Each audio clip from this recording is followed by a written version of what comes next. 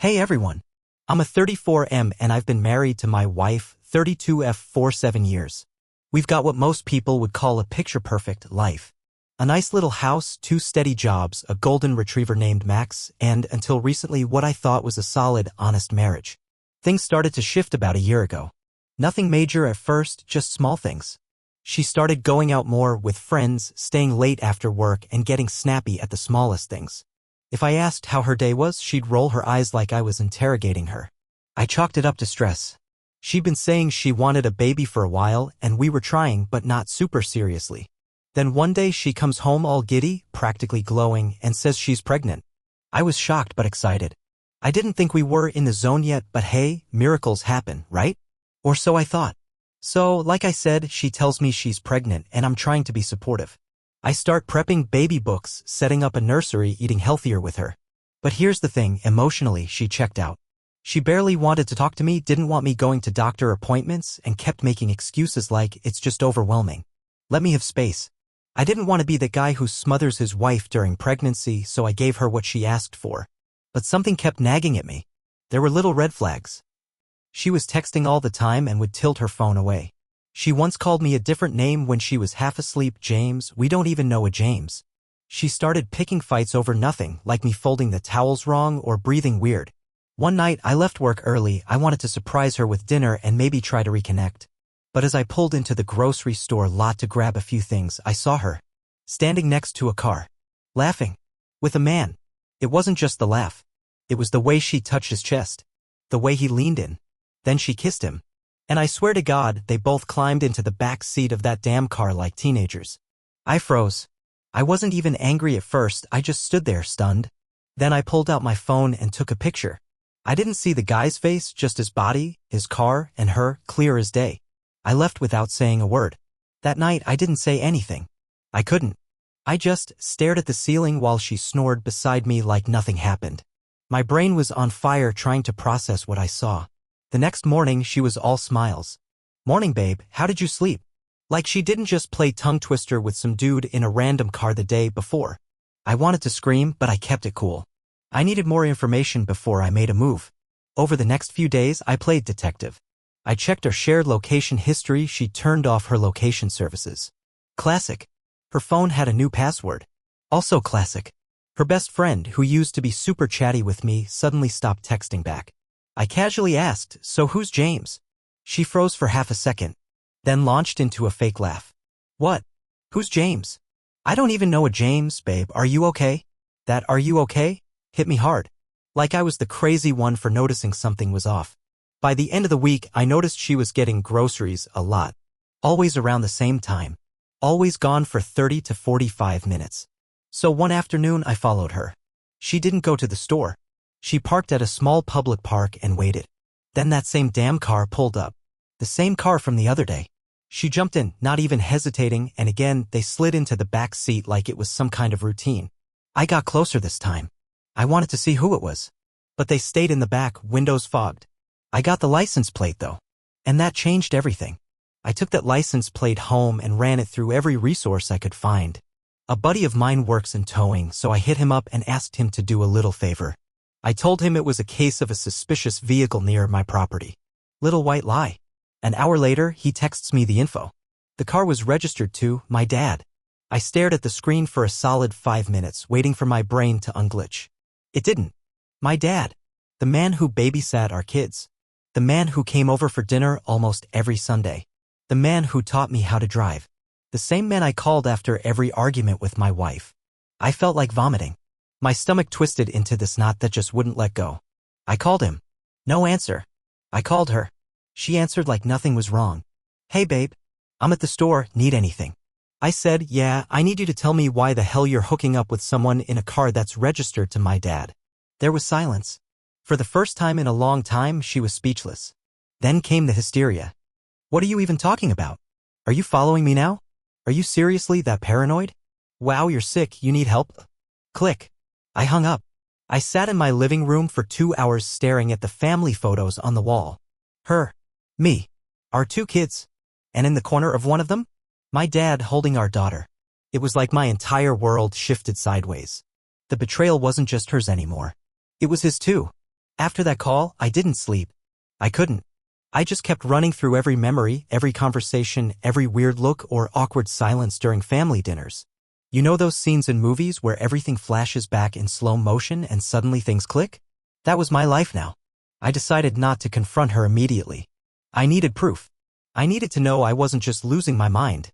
So I did something I never thought I'd do. I installed a camera inside the garage and one in our living room, discreet, hidden in a bookshelf. I felt disgusting doing it, like I'd crossed a moral line. But the irony? Turns out she had crossed every line long before I did. 2 days later, I got a hit. She came home around noon while I was at work. My dad's car pulled into the driveway 15 minutes later. I watched them on my phone like I was streaming some sick reality show. She opened the door, hugged him way too close, and said, "We have an hour. The kids are with his mom." I swear, I almost crushed my phone in my hand. I left work. Didn't even tell anyone. I just drove around aimlessly. Couldn't go home. Couldn't go to my parents. I ended up parked at a gas station like some ghost, just trying to breathe. That night, I didn't say a word. Neither did she. She came home all smiles and made dinner like nothing happened. She even tried to cuddle up to me on the couch. I pretended to fall asleep. Because now I had a new plan. I wasn't just going to confront her, I was going to burn this whole facade to the ground. The next morning, I woke up earlier than usual. I couldn't stomach breakfast, but I poured her a coffee like always. Routine is a hell of a cover when you're living in hell. I told her I had to head into work early for a meeting. She barely looked up from her phone and mumbled something about grabbing lunch with a friend.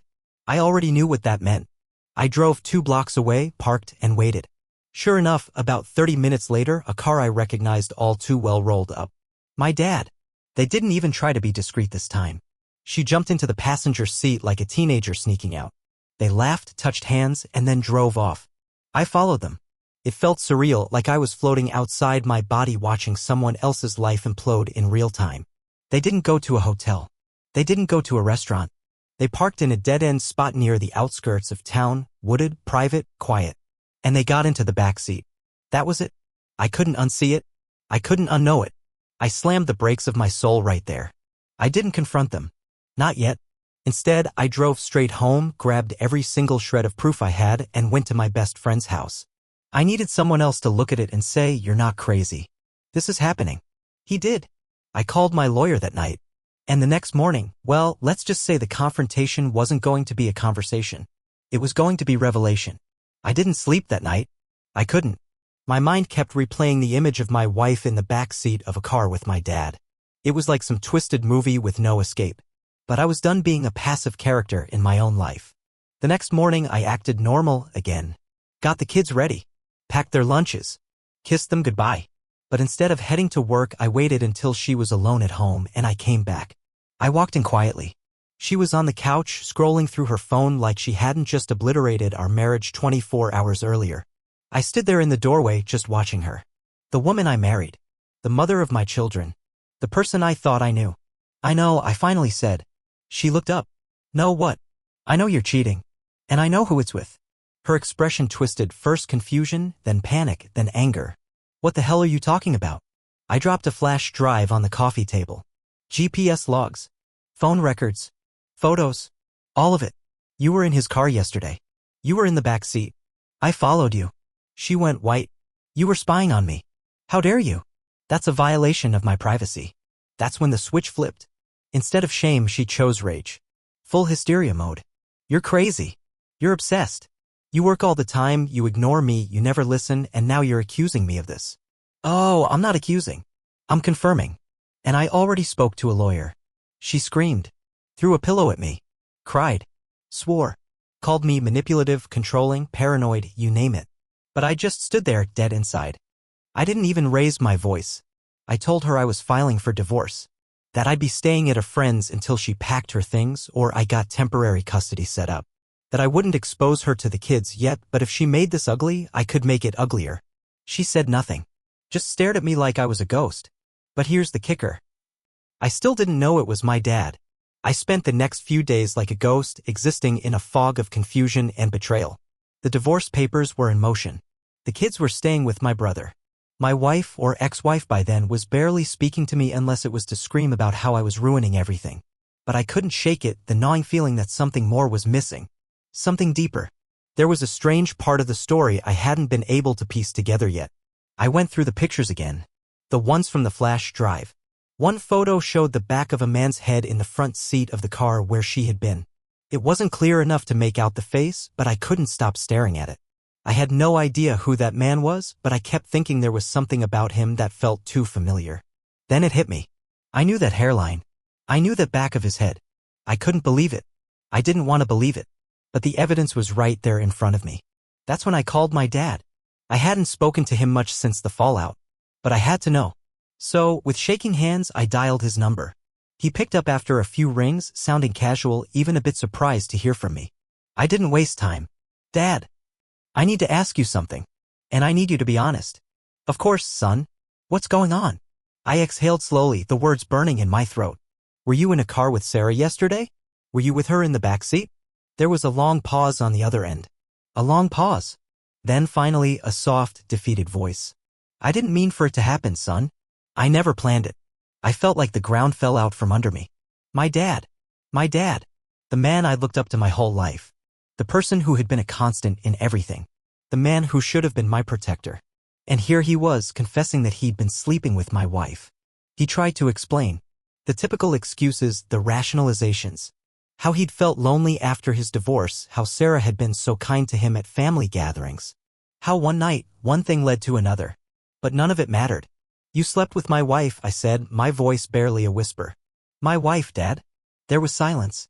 I waited for him to apologize, to somehow make it better. But the apology never came.